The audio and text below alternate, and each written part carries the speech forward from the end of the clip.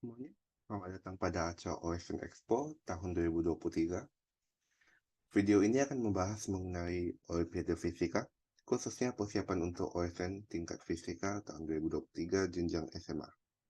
Jadi ini untuk teman-teman yang ingin tertarik untuk mengikuti bagaimana nanti OSN tingkat kota untuk fisika. Sebelum kita mulai memasuki tentang OSN-nya sendiri, mungkin saya memperkenalkan diri dulu. Nama saya adalah John Wijaya. Sekarang saya menduduki kelas 12 di Sekolah SMA Dameda di Kota Pekanbaru, Provinsi Riau. Saya sendiri dulu mengikuti OSN tingkat fisika itu pada tahun 2020 kemarin, sudah 3 tahun yang lalu. Dalam perjalanan saya menempuh fisika, saya telah mendapatkan beberapa prestasi seperti medali perak di IPO atau International Physics Olympiad pada tahun 2022 dan medali perunggu di APO atau Asian Physics Olympiad pada tahun 2022 juga. Saya juga merupakan salah satu dari penerima di Beasiswa Indonesia Maju persiapan S1 luar negeri yang angkatan kedua. Jadi saya sendiri juga sudah memiliki pengalaman tentang bagaimana sistem OSN dan bagaimana cara kita mengerjakan beberapa soal yang dilempar kepada para peserta.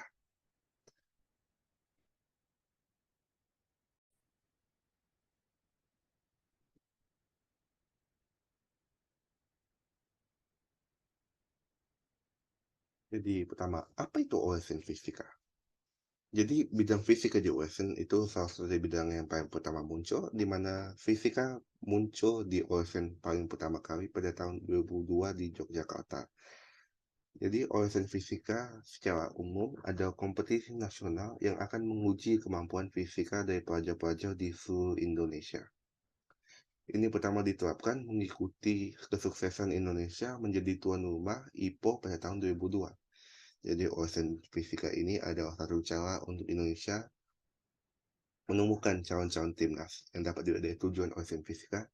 Itu OSN Fisika memiliki tujuan untuk menemukan siswa-siswa yang bertalenta dan dapat menjadi bagian dari tim nasional International Physics Olympiad. Jadi dari medalis-medalis yang OSN nanti akan dikurasi beberapa orang melalui beberapa bentuk pelatihan dan seleksi untuk menentukan siapa yang akan menjadi timnas IPO. Untuk tahun ini, timnas IPO akan menjadi timnas IPO tahun 2023 di Jepang. Selama perjalanan OSN Fisika dan selama perjalanan jadi mengikuti IPO, OSN Fisika telah cukup sukses dalam mendapatkan penghargaan di bidang IPO ini sendiri, di mana hampir tiap tahun dapat dikatakan terdapat setidaknya medali perak atau perunggu yang didapatkan, dan sering juga kami mendapatkan medali emas selama tahun-tahun ini. Dan mungkin suatu fakta yang unik dan menarik adalah setiap tim IPO, hampir semua anggota dari timnas IPO akan setidaknya mendapatkan tingkat honorary mention. Jadi menurut saya sendiri, timnas IPO sedang memiliki kesuksesan besar dan akan masih sangat berguna di tahun-tahun ke depannya. Untuk sekarang kan kita hanya akan berfokus di OSN tingkat kota. Jadi pertama kita akan membahas tentang materi-materi yang kalian akan hadapi di OSN tingkat kota. Secara umum, ini akan dibagi menjadi matematika dasar, kinematika, dinamika, usaha energi, momentum, dan osilasi. Kita akan memulai dulu dengan matematika dasar. Matematika dasar meliputi kebanyakan benda, beberapa benda yang mungkin seperti penjumlahan dasar atau aritmatika, dan hal-hal seperti aljabar, vektor, dan mungkin terkadang matriks jika diperlukan. Tapi mungkin suatu adisi yang cukup menantang bagi kalian adalah pemahaman mengenai integral dan turunan. Karena terkadang ini dapat muncul apabila keluar soal yang menyebabkan persamaan gerak. Persamaan gerak sekarang fokusnya di kinematika. Tapi secara umum, jika saya katakan jika Anda ingin mempelajari tentang turunan dan integral, yang dasarnya kalian perlu pelajari adalah turunan dan integral aljabar, karena itu yang umumnya muncul pada kinematika kalau diperlukan. Poin kedua adalah kinematika. Kinematika adalah ilmu fisika yang membahas segala benda tentang bagaimana suatu benda bisa bergerak. Ini dapat meliputi gerak lurus dalam satu dimensi seperti gerak lurus beraturan, atau ketika sesuatu bergerak dengan kecepatannya yang tidak berubah-ubah. Ini juga dapat meliputi kondisi yang mungkin lebih berubah, seperti GeoBB atau Gauss berubah beraturan, di mana kecepatan tidak sama, tapi dia memiliki percepatan yang sama setiap saat. Juga bisa memiliki bentuk yang dua dimensi. Salah satu contohnya adalah gerak parabola yang melibatkan Gauss beraturan di satu sisi dan Gauss berubah beraturan di satu aksis. Selain itu juga bisa mungkin gerak melingkar di mana akan melibatkan percepatan sentripetal dan bagaimana suatu benda akan bergerak dalam lintasan melingkar. Jadi fokus dari kinematika akan meliputi gerak lurus dan gerak melingkar. Jadi sebaiknya kalian mempelajari tentang hubungan-hubungan rumus di sana. Untuk dinamika, fokusnya akan berada pada gaya-gaya benda.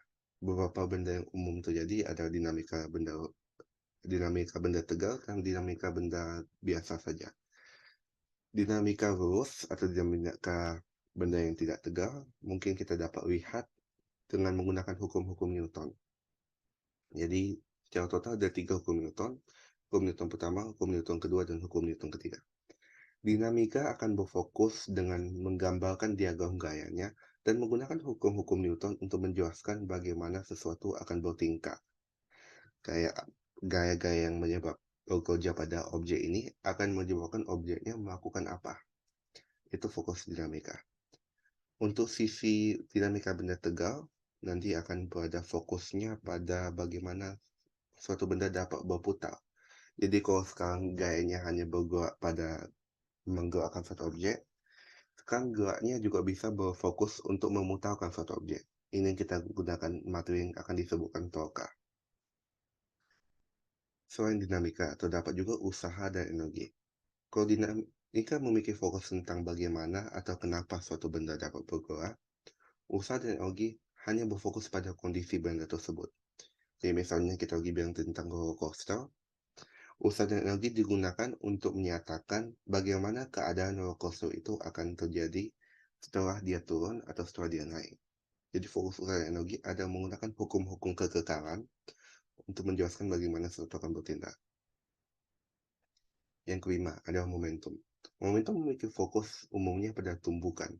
Jadi apabila dua objek bertabrakan atau bertumbukan, itu akan menjadi fokus dari momentum. Pemahaman dasar momentum akan meliputi kekekalan momentum sudut dan kekekalan momentum linear. Jadi akan memiliki dua rumus dalam sini. Dan yang keenam adalah osilasi. Osilasi ini dapat berupa gerak bolak-balik di bandul atau di pegas biasa. Betul tergantung soalnya. Fokus dari osilasi nanti mungkin ada menggunakan diagram badan bebas atau menggambarkan gaya-gaya pada suatu objek, dan menggunakan hukum Newton untuk mendapatkan suatu persamaan gerak yang disebut persamaan gerak osilasi. Ini semua kalian mungkin dapat pelajari sendiri ketika Anda melihat materi-materinya ya. Materi-materinya mungkin terlihat banyak, tapi bagaimana caranya kita mempersiapkan dirinya? Cara terbaik kita mempersiapkan dirinya adalah dengan melakukan soal latihan, dan setelah kita kerjakan, kita lihat pembahasannya, dan kita coba mengerjakan dan memahami bagaimana caranya kita mengerjakannya. Mungkin untuk membantu kalian dalam mempersiapkan diri, saya telah mempersiapkan beberapa sumber atau beberapa contoh sumber yang sangat menarik. Kalau untuk buku, tentu ada sumber-sumber buku yang sangat berguna, seperti buku-buku milik karangan David Sipayung, ataupun Yayasan Fimet, ataupun Surya Institute. Namun ada beberapa buku yang dari luar mungkin yang saya dapat mengatakan lebih menarik, karena mereka sangat teliti dalam memberikan soal, sangat cermat dalam memberikan soal. Yang pertama ada 300 Creative Physics Problems dari Russell Horowitz. Ini satu buku yang khususnya berfokus pada pengerjaan soal. Jadi apabila Anda sudah memiliki pemahaman dasar, buku ini sangat menarik untuk memberikan kalian soal dan menantang pemahaman kalian tentang bagaimana cara mengerjakan soal-soal fisika. Yang kedua adalah Principles of Dynamics milik Donald T. Greenwood. Ini sebetulnya seperti kumpulan soal-soal latihan yang melatih Anda dalam beberapa bidang fisika yang paling umum dikeluarkan, itu seperti dinamika. Jadi ini akan sangat melatih Anda untuk menggambar diagram badan bebas dan menggunakan hukum-hukum Newton. Dan yang terakhir ada Introductory to Classical Mechanics karya David Morin. Ini kurang lebih seperti satu buku cetak lah, tapi buku cetak ini sangat berguna karena buku cetak ini fokusnya hanya pada mekanika dan dia menjelaskan semuanya mulai dari dinamika ke kinematika, dan lain sebagainya. Bisa meliputi kekanan momentum angular, dan kalian bisa pindah-pindah bab, dan buku ini menyesuaikan materinya dengan tiap bab yang ada. Kalau kalian tertarik dengan memiliki pembina, mungkin dari yang saya pikirkan ada beberapa lembaga pelatihan yang sesuai. Yang pertama itu pelatihan OSN.com, itu bagus untuk pelatihan secara umum. Mereka memiliki bank soal yang memadai dan pembina-pembina yang bisa membantu mendidik Anda memahami tentang materi-materi fisika dasar. Tapi apabila kalian ingin berfokus sangat kompetitif, Yayasan Sipensi itu satu opsi bagus karena mereka sudah sangat terbiasa melatih Anda untuk Olimpiade Fisika, dan mereka juga dipercayai untuk menjaga atau menjadi panitia dari Asian Physics Olympiad setiap tahunnya perwakilan Indonesia. Untuk website, terdapat beberapa yang sangat bagus. Sayangnya kita tidak memiliki suatu website resmi atau satu kumpulan dari soal-soal OSN atau satu bank soal. Tapi beberapa dari kakak pembina senior kita, terhitung juga senior saya sendiri, memiliki banyak blog yang sangat berguna. Beberapa di antaranya adalah satu blog milik Kak Basil yang dinamakan Dimensi Science. Dan satu lagi adalah blog milik Kak Anina Bayo. Dua-dua blog ini sangat berguna karena mereka memiliki bank soal dan kumpulan-kumpulan dari lecture-lecture dari masa mereka pelatihan. Jadi saya sarankan dua buku ini sangat menarik untuk dibaca.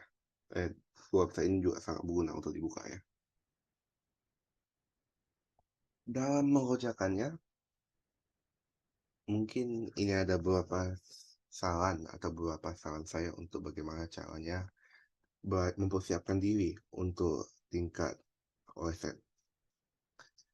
Ketika menghadapi soal fisika, saran saya yang pertama ada untuk membaca soal dengan sesama. Untuk memahami dulu soalnya mintanya apa. Yang kedua, ada untuk mengidentifikasi hal yang penting. Mungkin di soalnya ada sebut tentang sifat bendanya, kecepatannya berapa, atau apakah suatu tim tumbukan itu bersifat launching sebagian, launching sempurna. Itu semua kalian tandai. Yang ketiga, pikirkan hukum fisika yang sesuai. Jadi, setelah kita membaca soalnya, kita juga harus memahami soalnya meminta kita untuk menggunakan hukum fisika apa. Dan setelah kalian memahami itu, kalian akan menggunakan rumusnya. Yang terakhir adalah sangat penting untuk kerjakan soal dengan teliti. Jadi kalian tentu, walaupun kalian tahu rumusnya, pasti bisa ada kemungkinan untuk berbuat salah, mungkin salah input angka atau salah coret. Jadi sangat berhati-hati, karena di fisika, kalau kamu sekali salah dalam perhitungan, keturun ke bawahnya salah semua. Tapi meski rumus sangat penting, saya memiliki sedikit saran, jangan lupa untuk memahami konseptual mengenai rumus yang dipahami. Mungkin salah satu contohnya adalah Gauss-Borel-aturan. Dia memiliki satu rumus jarak tempuh yang memiliki rumus S sama dengan V nol T ditambah setengah AT kuadrat. Tapi jika Anda lihat di beberapa literasi, plus itu dapat tambah setengah AT kuadrat itu kadang-kadang bisa berubah jadi plus minus setengah AT kuadrat. Ini semua memiliki bertumpu pada kemampuan kalian untuk memahami kondisinya. Dalam kasus ini, positif ini berarti percepatannya searah dengan arah keluar objeknya, sedangkan negatif memiliki arti dia berlawanan arah dengan keluar objeknya. Jadi memiliki suatu pemahaman konseptual tentang rumusnya itu sangat penting dalam pengerjaan soalnya. Mempelajari rumus itu penting, tapi mempelajari cara pemakaian yang benarnya itu lebih penting lagi.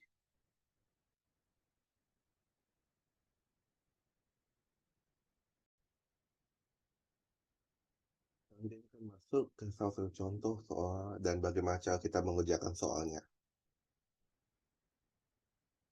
Ini adalah satu soal dari buku Introductory Classical Mechanics karya David Morin. Dan ini adalah satu soal dinamika, khususnya statika atau ilmu dinamika yang mempelajari objek yang diam. Kita akan pertama baca dulu. Mohon maaf apabila bahasa Inggris. A mass M held up by two strings hangs from a ceiling. The strings form a right angle. In terms of the angle, theta shows what is the tension in each string. Dalam bahasa Indonesia artinya suatu massa M, massa ini, ditahan oleh dua tali yang bergantung dari langit. Jadi dua talinya T1 dan T2. Kedua tali membentuk sudut 90 derajat atau sudut siku-siku, itu adalah sudut ini. Ditanya, dalam kondisi sudut theta, berapa nilai tegangan tiap tali? Jadi tentu ada beberapa variabel yang penting. Di gambar sudah ada T1, T2, M, dan theta. Ini ada hal penting. Dan biar ini digantung. Jadi kalau besar, bendanya diam. Kita akan sebut ini bendanya diam.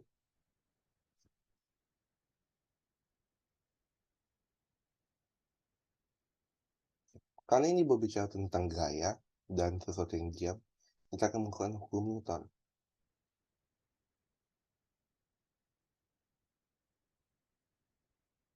Tapi hukum Newton yang mana? Karena berfokus pada benda diam, kita akan berfokus pada hukum Newton pertama.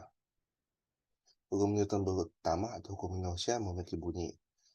Sebuah benda akan berusaha untuk terus bergerak apabila dia telah bergerak, dan suatu benda akan diam apabila dia sebelumnya diam.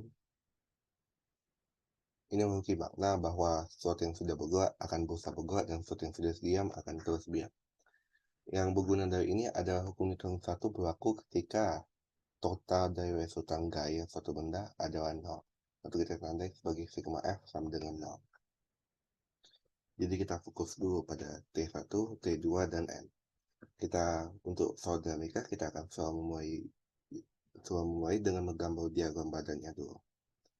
Jadi ketika kita menggambar, kita akan menggambar objek M. Dia tertarik oleh tali T2, dan dia tertarik lagi oleh tali T1. Selain itu, karena katanya bergantung, dia juga memiliki gaya gravitasi sendiri yang bekerja, yaitu M kali G. Ini adalah tiga gaya yang bekerja. Jangan lupa untuk memberikan sudut mereka. Ini 90 derajat. Dan ini soalnya sudah berikan, dia memberikan sudut theta terhadap garis horizontal. Ini adalah diagram gaya kita, dan kita tahu resultan gaya sama dengan 0. Untuk memudahkan perhitungan kita dapat menjabarkannya jadi dalam sumbu X dan dalam sumbu Y. Sigma Fx sama dengan 0, dan sigma Fy sama dengan 0. Karena kita lihat di sini T1 dan T2 atau tegangan tali pertama dan tegangan tali kedua tidak sejajar dengan sumbu X maupun sumbu Y. Maka dari itu kita akan berfokus untuk menjabarkan gayanya dulu. Oke, kita akan pindah pada slide selanjutnya.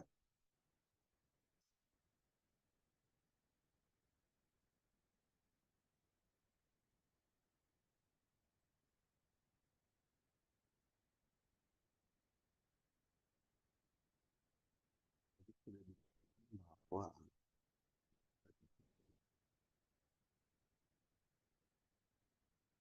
dikatakan bahwa total gayanya, total resultan gaya sama dengan 0. Saya akan tulis ulang di sini.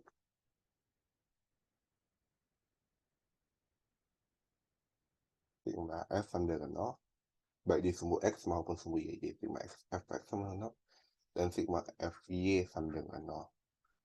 Kita gambar lagi diagram badan bebas di kasus ini. Memiliki gaya mg ke bawah atau gaya percepatan atau gaya gravitasi.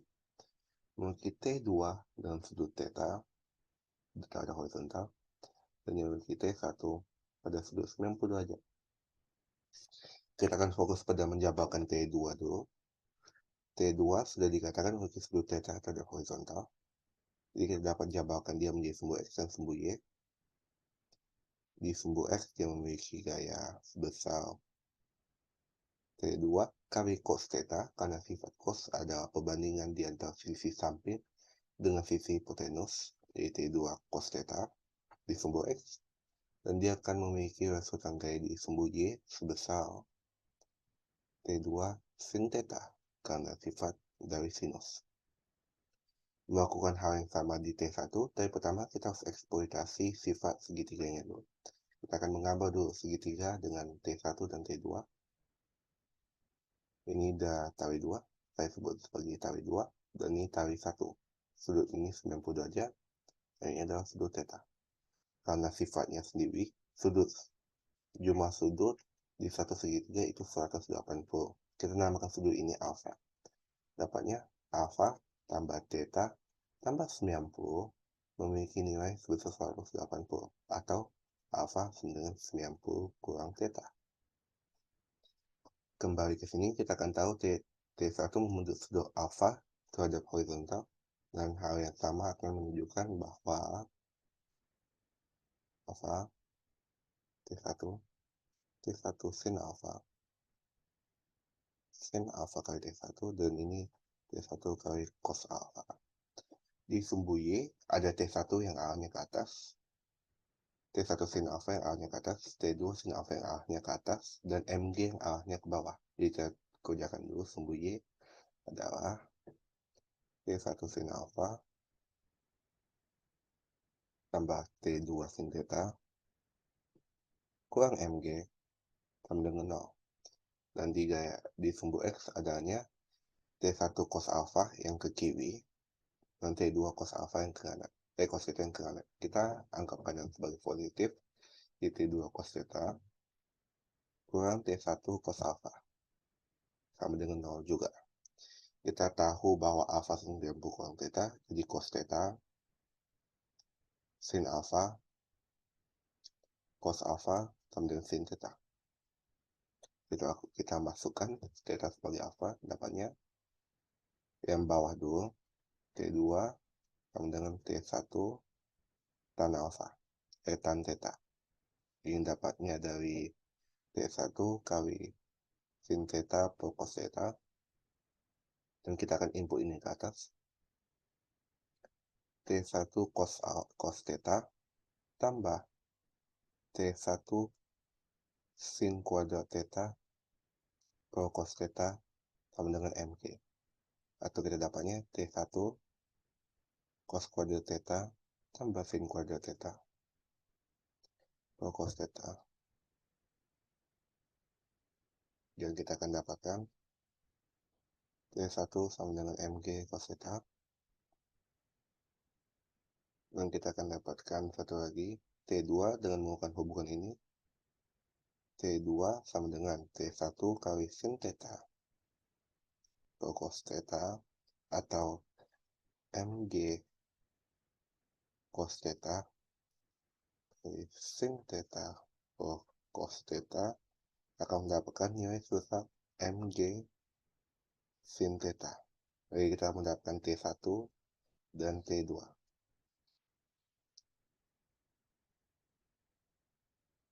Jadi yang penting dalam mengerjakan soal dinamika tersebut adalah pertama, kalian akan menggunakan hukum Newton dan melakukan deklarasi gaya dulu. Dan kasus ini adalah statika, jadi kedua resultan gayanya sama dengan 0. Setelah kalian menggambar mengenai resultan gaya, kalian harus berfokus pada penggambaran diagram badan bebas. Diagram badan bebas fokusnya pada menggambarkan gaya-gaya yang bekerja pada suatu objek. Pada kasus ini, semua gaya berfokus pada pusat massa objek, jadi kita tidak butuh menggambarkan panjang lengan kuasa atau menggambarkan tentang seberapa jauh posisi gaya, karena semua bekerja pada pusat massa objek.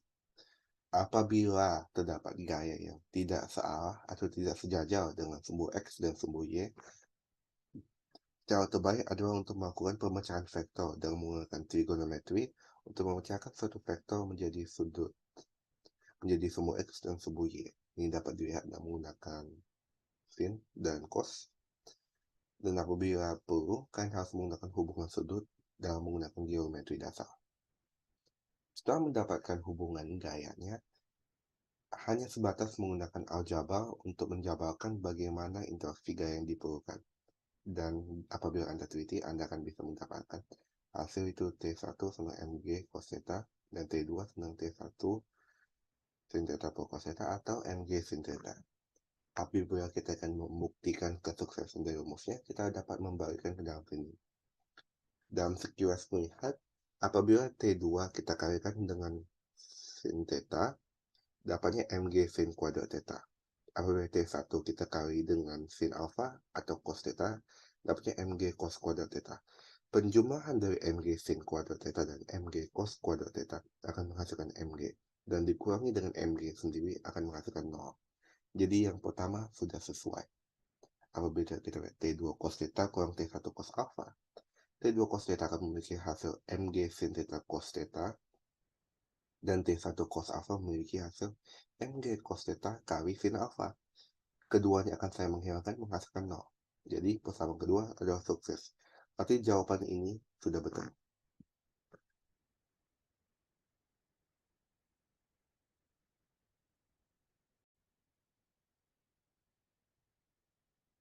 Soal ini yang akan kami bahas adalah soal yang birthday Lazarus.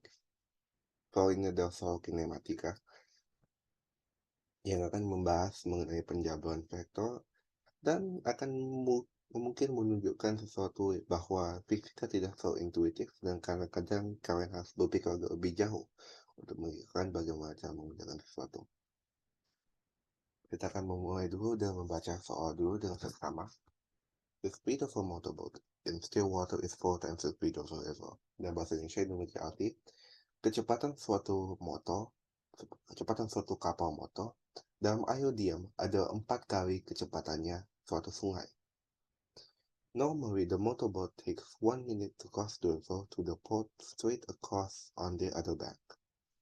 Biasanya, kapal motor ini perlu 1 menit untuk menyeberangi sungai tepat menembusnya. Artinya, dalam kata lain, apabila saya dapat menggambarkan sungainya, motorboatnya bergeraknya dari satu ujung tegak lurus ke ujung sebelahnya.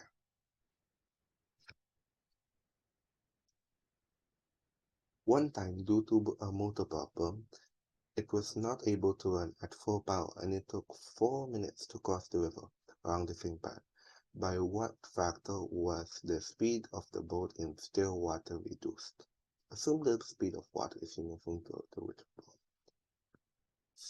Suatu saat, motornya ada masalah dan tidak bisa bekerja dengan kekuatan penuh. Diperlukan waktu 4 menit untuk menyeberangi sungai di lintasan yang sama. Berapa faktor kecepatan kapalnya dalam air tenang terkurangi? Artinya seberapa lambat kapalnya menjadi. Asumsikan bahwa kecepatan air adalah konstan di seluruh bagian dari sungai. Jadi ini cuma anggapan sederhana supaya lebih gampang dapat. Kita mulai dengan tandai dulu apa yang kita ketahui. Katakan ada perbandingan 4 kali kecepatan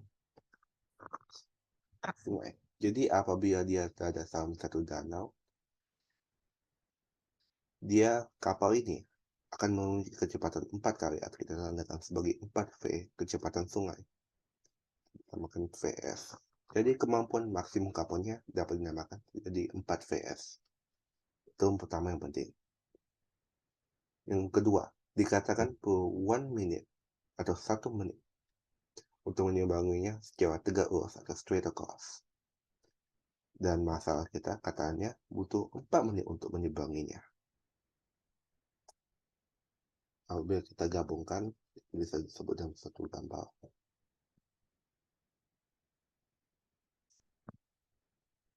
Apabila kita mulai dengan menggambar dulu sungainya,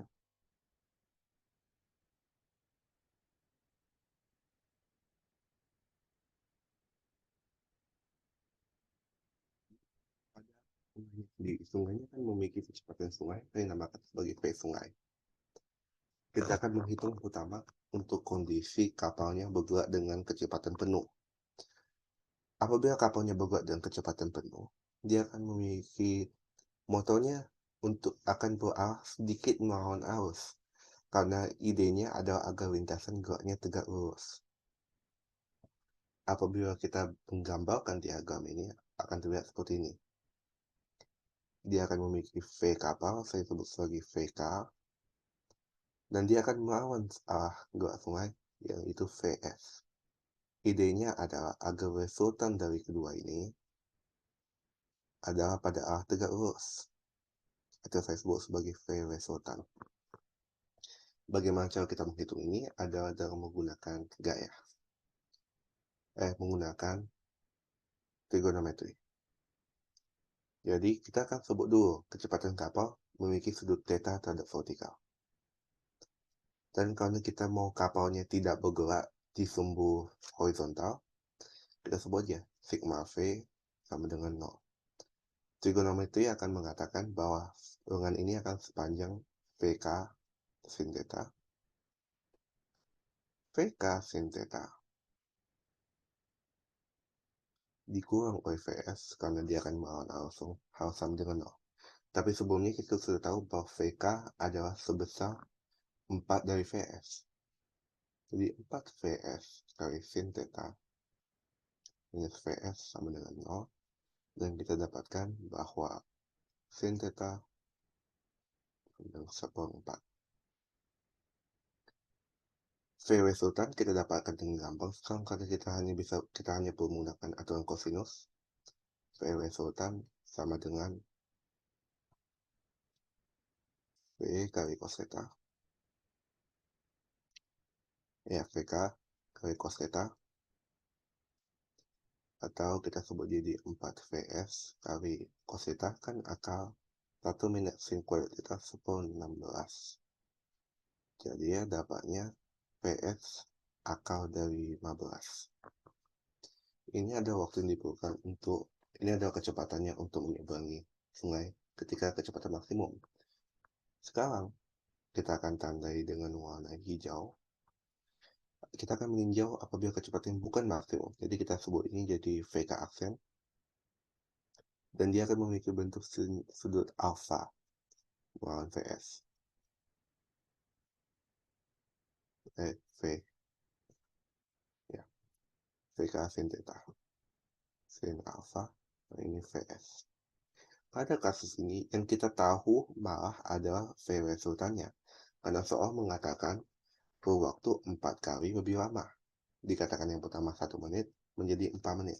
Jadi kita tahu bahwa V resultan yang aksen atau V resultan akibat mesinnya rusak itu adalah 1/4 dari VL dari suatu kapal dari kecepatan aslinya atau VL, yaitu adalah VS akal 15/4.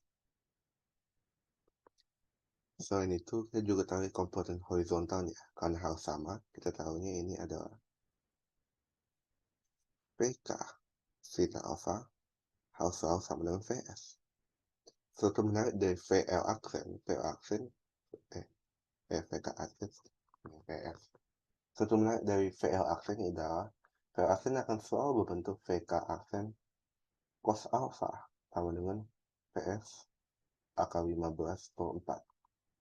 Jadi, menggunakan aturan trigonometri lagi, tapi kita akan menggunakan aturan sin kuadrat theta tambah cos kuadrat theta sama dengan 1. Dalam kasus ini bukan theta, melainkan alpha.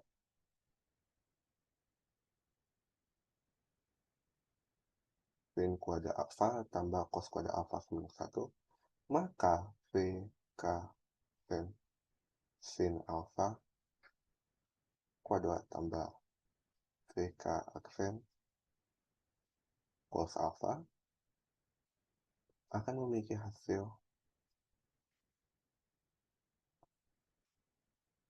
yaitu VK aksen kuadrat. Yaitu ketika kita masukkan mendapatkan PS kuadrat tambah PS kuadrat kali 15/16 dengan VK aksen kuadrat dan VK aksen sama dengan akal dari 31 PS per 4. Jadi perbandingannya yaitu VK bagi VK aksen itu adalah 4 PS bagi PS atau 31/4 atau 16/31. Itu adalah perbandingan pelemahan dari kapalnya tersebut.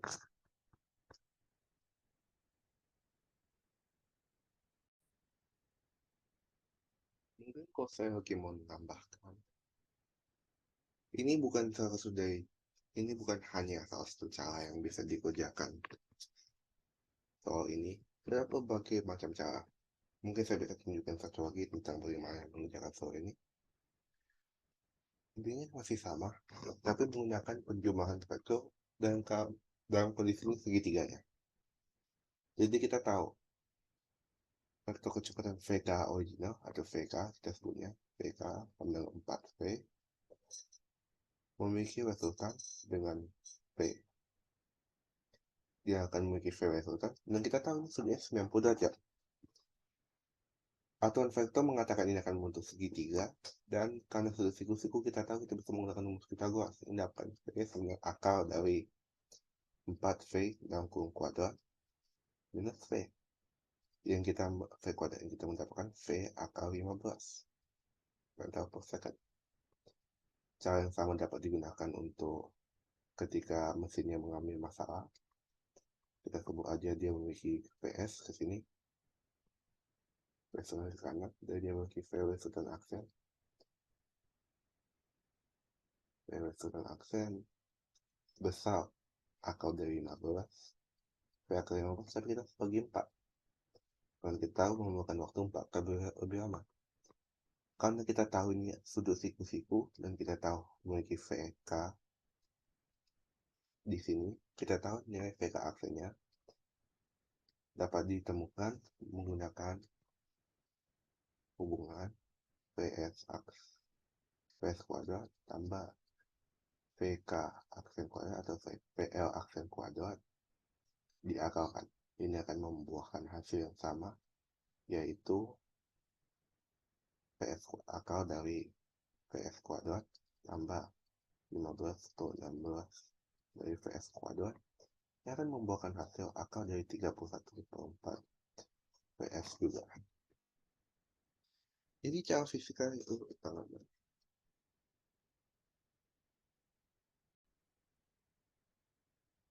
Selain cara yang tadi juga ada berbagai banyak cara untuk mengerjakan soal ini. Mungkin saya akan tambahkan satu, yaitu menggunakan hubungan vektor. Jadi sebagai satu introduksi, mungkin dengan penjumlahan vektor, ada vektor juga dapat digambarkan menggunakan gaya. Pada soal sebelumnya kita sudah melihat bagaimana vektor itu bekerja dengan menggunakan penjabaran aljabar. Sekarang kita akan fokus pada geometrinya. Kita mulai dulu dengan mendefinisikan sudut kecepatan kapalnya bagi sudut theta terhadap vertikal, namakan theta. Dan kita tahu seperti sebelumnya bahwa dia kecepatan sungai akan membuatnya tetap ke arah vertikal. Ini kita namakan sebagai VS atau kecepatan sungai. Kita mengetahui bahwa hukum vektor menyatakan penjumlahan dari sini adalah satu panah dari ujung panah yang awalnya menuju panah yang akhirnya. Kita pada saat ini akan menuju siku-siku karena kita tahu VS searah sungai dan kita ingin resultan kita untuk tegak lurus di arah sungai. Jadi kita VK dan ini kita namakan sebagai V resultan. Kita tahu bahwa VK sama dengan 4 VS dan kita tidak perlu menggunakan trigonometri lagi karena Pythagoras sudah mengatakan bahwa PL itu adalah akar dari VK kuadrat minus VS kuadrat, yaitu akar dari 16 VS kuadrat minus VS kuadrat sama dengan 15 VS, akar 15 VS. Dan pada kondisi yang masih nusa, kita dapat melihat bahwa dapat ditulis sebelumnya bahwa VL aksen seperempat VL, kita tahu bahwa ini adalah VS. Kita dapat menarik panah dari resultan dan panah akhirnya bahwa terdapat satu panah VK aksen yang akan menjadi hipotenus dari siku-siku ini.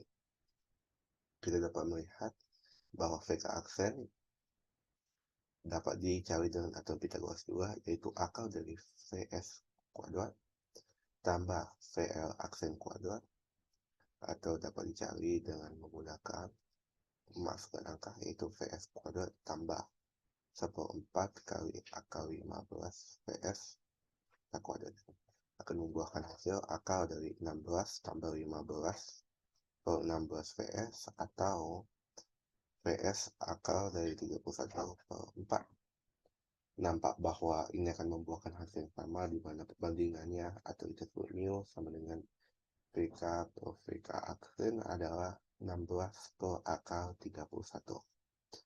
Jadi dalam fisika akan menjadi banyak kali cara yang mirip untuk mengerjakan soal yang sama, tapi tiap cara dapat dikerjakan secara unik.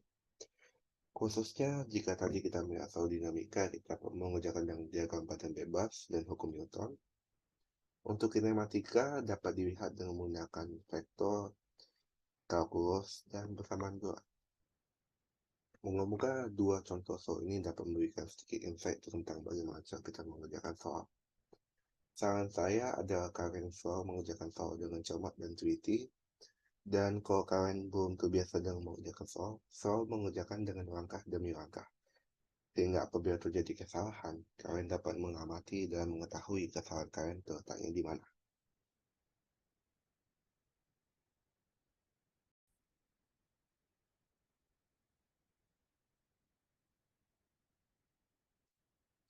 Sekarang kita akan membahas bagaimana cara kita bersiap atau apa yang akan kita lakukan untuk bersiap menghadapi ujian yang kita sebut sebagai OSN tingkat kota.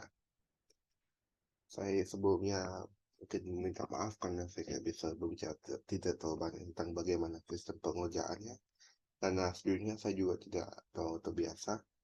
Pada masa saya tahun 2020 itu mungkin tahun-tahun terakhir dilaksanakan tingkat seleksi secara offline atau tingkat seleksi secara kertas, di mana pada masa saya dulu adalah tersimpan sebanyak 5 soal esai yang dikerjakan. Yang setelah saya pahami, tahun-tahun setelahnya, karena sudah berpindah menjadi acara daring, OSN memiliki campuran di antara isi yang singkat dan beberapa pilihan setahu saya. Tapi mungkin saya akan minta maaf apabila terjadi kesalahan dalam penyampaian. Tapi untuk bersiap dengan fisika, menurut saya kurang lebih materinya dapat dikatakan sebagainya. Cara terbaik untuk kita mempersiapkan diri menghadapi UMPT fisika adalah membiasakan diri dengan bagaimana cara pengerjaan soalnya. Mungkin kalian telah lihat saya sebelumnya, saya sudah coba mengerjakan 2 soal fisika dan menjelaskan hitungannya secara rinci. Saran saya apabila kalian ingin mulai mengerjakannya, kalian bisa mulai dulu dengan mencari soal yang menurut kalian menarik, tapi masih dalam jangkauan pemahaman kalian. Kalian mungkin dapat berusaha untuk mengerjakan soalnya, tapi kok kalian merasa sedikit bimbang dan pekerjaannya, saran saya adalah untuk mengartikulasi atau mengatakan dengan lantang atau coba menjelaskan ke diri Anda sendiri tentang mengapa langkah ini diambil atau mengapa kalian menggunakan rumus ini. Seolah seperti kalian ingin menjelaskan ke orang lain. Dengan adanya memberikan alasan di balik mengapa rumus ini, kalian mungkin mendapatkan pemahaman yang lebih dalam tentang bagaimana rumus ini efektif dan bagaimana caranya kalian mengerjakan ini. Jangan hanya mengulas suatu pembahasan dan oke, artinya saya sudah paham materi ini, mari kita lanjut ke materi sebelumnya. Mungkin kalian ada ketemu soal yang kalian tidak paham, dan kalian buka pembahasan dan kalian, itu gampang. Habis itu kalian tutup. Tahun-tahun berikutnya, atau mungkin nanti pas kalian ketemu kerjanya, kalian mungkin akan ketemu soal yang serupa. Kalian akan pikir, ini soalnya saya pernah lihat, kalian akan menggunakan rumus ini, dan sebenarnya bagaimana. Tapi sering terjadi adalah soal-soal ini ada perbedaan yang mungkin dapat membuat hitungan Anda keliru atau dapat memusingkan Anda. Cara terbaik untuk menghindari ini adalah kalau sudah ketemu satu soal yang kalian bingung atau tidak paham bagaimana pengerjaannya, membaca solusi bukan suatu pantangan atau bukan suatu yang kalian tidak boleh lakukan. Silakan untuk membaca solusinya, tapi setelah kalian memahaminya, saran terbaik saya adalah untuk mengerjakan ulang soal-soalnya dan untuk memahami bagaimana cara pengerjaannya. Sudah saya sebutkan sebelumnya, mungkin kalau kalian memiliki ketertarikan, kalian bisa coba bereksperimen. Kalian tidak harus menggunakan sama proses dan pembahasan orang, dan kalian mungkin bisa menemukan beberapa aturan atau beberapa cara cepat kalian sendiri untuk mengerjakannya. Perlu saya ingatkan dulu, kalau kalian menemukan sesuatu seperti ini, mungkin seperti hubungan kalian yang saya sebutkan tadi, Sering untuk soal esai, kalian perlu sangat hati-hati karena tidak sesuai dengan rubrik penilaian yang dimiliki oleh juri. Jadi ketika kalian melakukan ini, kalian harus mengartikulasi atau menjelaskan secara rinci tiap-tiap angka yang kalian lakukan, karena kalian memerlukan penjelasan itu untuk mendapatkan poin dari guru. Seperti yang saya sebutkan sebelumnya, cara terbaik untuk belajar dan menghadapi fisika ini adalah banyak-banyak mengerjakan soal. Pemahaman rumus itu baik. Kalian tentu butuh memahami dan mengetahui rumusnya, tapi memakainya itu yang paling penting. Jadi dari sumber-sumber yang saya sudah katakan sebelumnya, mungkin dari buku-bukunya, kalian mungkin bisa menemukan buku sendiri atau menemukan lomba-lomba di universitas lokal dekat daerah Anda. Mereka tentu memiliki bank soal sendiri. Mengerjakan mereka dan memahami mereka itu sangat baik. Atau apabila Anda juga memiliki masalah dan memahami ini, mencari guru, meminta bantuan guru juga sangat bagus. Tapi ingat untuk tidak hanya menerima penjelasan guru secara bulat-bulat, dan kalian juga sebaiknya memahami penjelasan guru dan coba mengerjakan ulang sendiri. Website-website seperti yang saya sudah sebutkan di Dimensi Sains sama Blogspot Karangan itu sangat baik dalam menemukan bank soal, memahami bagaimana itu, memahami tentang soal-soalnya sebelumnya. Berapa lama sebaiknya seseorang perlu belajar untuk bisa memahami tentang bagaimana mengerjakan fisika? Ini mungkin agak susah untuk dikatakan, karena tergantung jam terbang kalian, tergantung daya pikir kalian, dan tergantung pribadi kalian sendiri. Waktu-waktu untuk mengerjakan soal fisika itu sangat bervariasi. Juga bisa bergantung pada jenis soalnya. Saran saya untuk tidak membatasi kalian untuk membatasi saya memerlukan 2 jam untuk mengerjakan ini. Tapi cara terbaiknya adalah untuk meluangkan waktu untuk mengerjakan sejumlah soal. Kalian bisa menentukan soalnya sendiri. Mungkin kalau kalian masih bimbang dengan ingin memasuki fisika atau enggak, saran saya adalah setidaknya mulai dengan 5 soal fisika, di mana kalian betulan membedahnya dan memahaminya secara teliti bagaimana cara kerjakannya. Apabila kalian berulang mengerjakan itu hari demi hari, pemahaman kalian mengenai fisika akan meningkat dan daya kerja soal kalian juga akan semakin meningkat. Dan proses ujian yang sendiri akan ada berbagai tantangan untuk kalian menghadapi ujian OSN ya. Dalam saran saya ada mungkin beberapa hal yang mungkin saya lakukan. Yang pertama, kita harus selalu tetap tenang dan kita tidak boleh putus asa. Ujian OSN namanya lomba sendiri, pasti ada pihak yang dikatakan menang perlombaan dan pasti ada pihak yang dikatakan gagal perlombaan.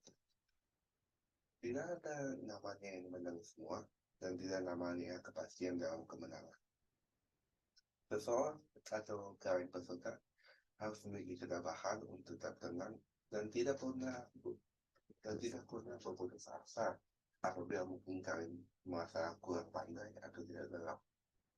Saran saya adalah untuk menganggap OSN ini sebagai peluang belajar, bagi satu kesempatan untuk mendalami pemahaman kalian mengenai bidang fisika, karena ilmu ini tentu akan selalu berguna.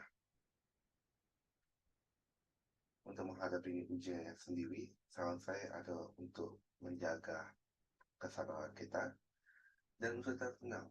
Mungkin ada satu soal yang kita tidak akan bisa memahaminya secara langsung. Dengan soal yang membuat kita bingung, seperti sesuatu yang kita kok bisa atau kenapa begitu. Dan mungkin di tahap-tahap yang kini, kalian mungkin akan berpikir untuk panik, untuk mengejar soalnya, atau untuk tulis ulang aja soalnya untuk dapat setidaknya upah nilai. Saran saya adalah untuk tidak pernah panik dan bukan untuk tetap tenang membaca ulang soalnya. Kemungkinan 9 kali dari 10 kalian akan mendapatkan penjelasan atau mendapatkan pemahaman baru yang akan membantu kalian dalam mengerjakan soalnya. Bagaimana cara kalian mengerjakan soalnya. Yang kedua adalah menuliskan apapun yang Anda tahu. Mungkin Anda tidak tahu pengerjaan soalnya kayak mana, Tapi mungkin kalian tahu tentang jenis soalnya, ini soalnya kayak mana, mintanya apa. Jangan sungkan untuk tulis, diketahui ditanya, dan takut bahwa tidak akan mendapatkan poin atau takut cuma tertulis itu.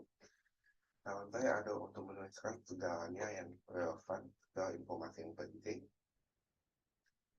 dan untuk mencoba mencermatinya. Siapa tahu dengan menuliskan ini, Anda dapat terbuka wawasannya dan terbuka pemahaman baru tentang bagaimana mengerjakan soalnya. Yang ketiga ada untuk selalu tulis rumus yang relevan. Jika sebelumnya saran saya ada untuk mengidentifikasi tipe soalnya apa dan permintaannya apa. Poin ini adalah untuk fokus untuk menuliskan rumusnya. Mungkin Anda tidak tahu pemakaiannya kayak mana. Mungkin Anda kurang bisa menggambarkan atau menyelesaikan sampai akhir. Menuliskan rumus yang pertama ini sangat penting karena kalian setidaknya mendapatkan poin untuk memahami rumus dari bagaimana ini. Yang ketiga, mungkin ada beberapa. Jangan segan untuk asal tulis rumus atau asal perhitungan.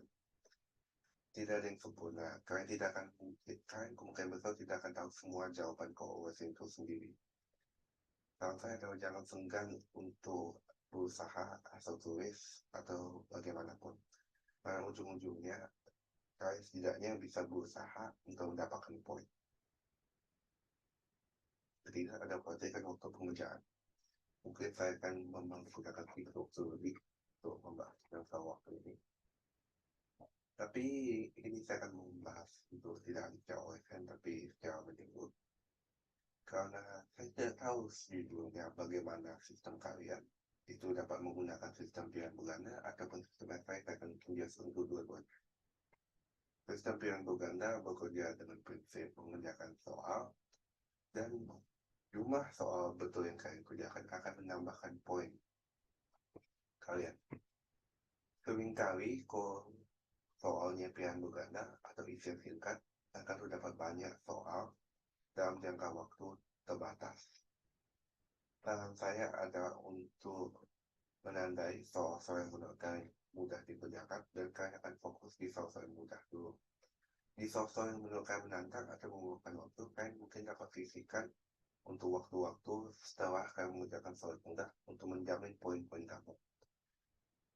Akan menyenangkan untuk mengetahui apabila kalian sudah susah payah mengerjakan menghabiskan banyak waktu kalian di soal yang hitungan susah, tapi nanti ujung-ujungnya kalian ketemu belakang-belakang ternyata soalnya ternyata kalian bisa menggunakan waktu kalian untuk mengerjakan soal ini. Jadi mungkin saran saya pertama ada untuk melihat semua soal dan untuk memahami atau menandai yang mana yang kalian perlu kerjakan dahulu. Kalau untuk esai, saran saya adalah untuk jangan takut untuk balik-balik di antara soal. Soal esai umumnya memiliki jumlah soal yang sedikit dan waktu pengerjaannya cukup lama. Umumnya bisa mencapai 1 jam atau sampai 1,5 jam untuk setiap soal. Terkadang ada saat di mana kalian akan bingung dengan satu soal atau kalian sudah mengerjakan sampai bagian kedua atau bagian B dan kalian cuma bingung mau lanjutnya bagaimana. Jangan takut untuk loncat ke soal berikutnya dan coba mengerjakan itu. Mungkin setelah otak kalian sudah berjalan mengerjakan soal-soal kalian, soal-soal yang lain, kalian bisa balik ke soal sebelumnya dan mendapat pencerahan atau memahami dulu bagaimana caranya kalian mengerjakan soal-soal yang mungkin kalian bingung tadi. Dan yang terakhir adalah cek ulang apabila sempat. Sudah saya sebutkan sebelumnya bahwa OSN fisika khususnya itu sangat penting akan ketelitian karena kesalahan terkecil akan membuat kesalahan yang akan turun ke bawah. Jadi saran saya adalah untuk selalu cek ulang tidak hanya tentang perhitungan tapi rumus yang Anda pakai. Tandanya bagaimana?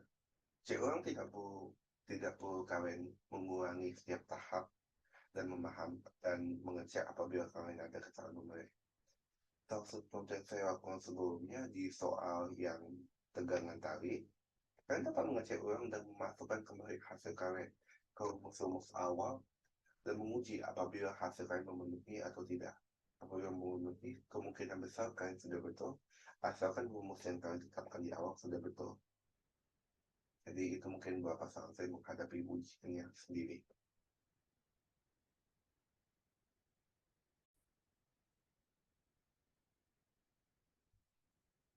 Selain lomba OSN sendiri, terdapat berbagai lomba yang mungkin kalian dapat ikuti dahulu untuk mempersiapkan diri menghadapi OSNK. Saya kan hanya berfokus pada bidang-bidang fisika karena itu pengalaman saya. Ada beberapa yang menarik, itu ada yang pertama. Satu lomba yang saya sendiri pernah ikutin adalah lomba Top Competition of Physics atau Top Cop UGM.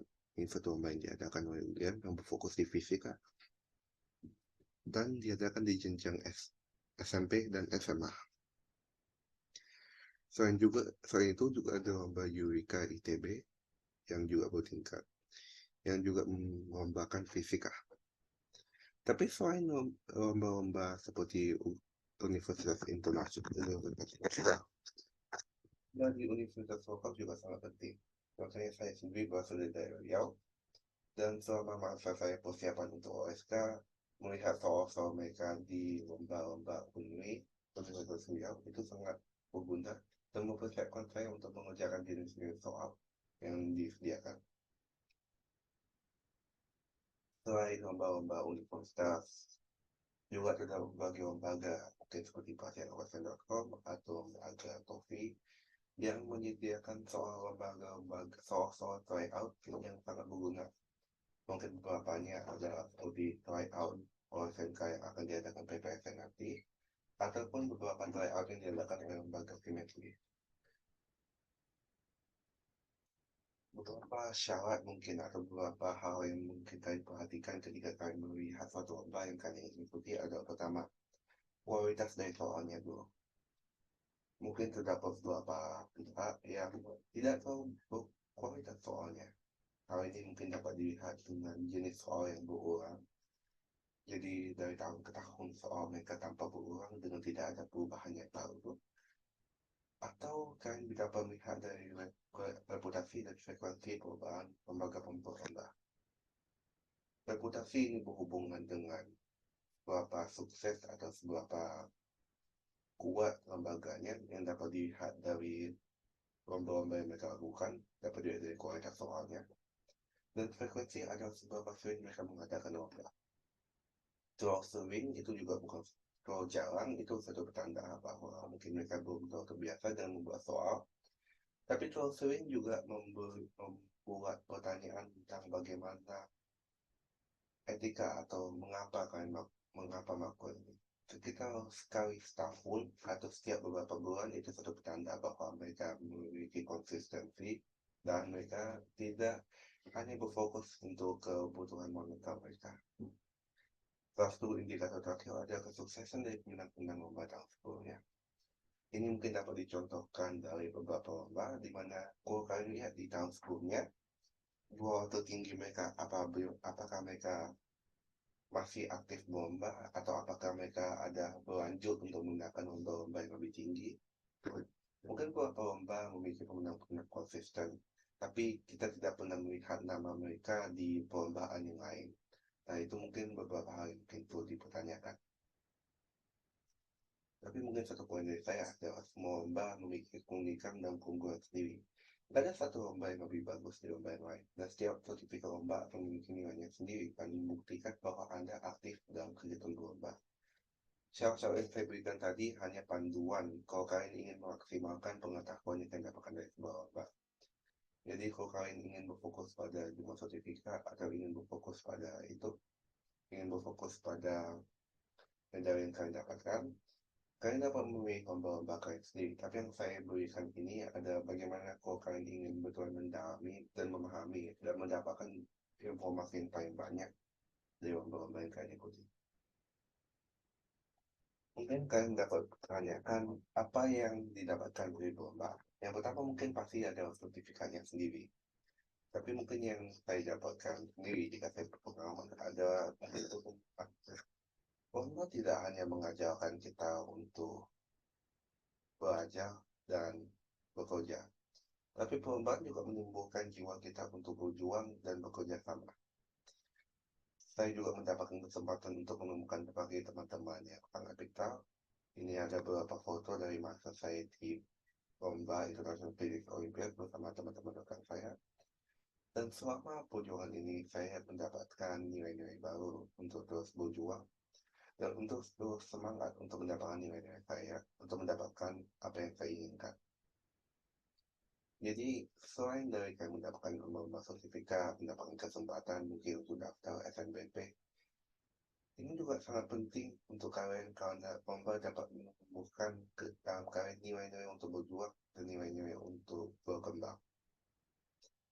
Mungkin itu saja dari saya. Saya ingin mengucapkan terima kasih untuk mengikuti acara hari ini dan selamat berjuang dan berkompetisi di OSNK tahun 2023 bidang fisika.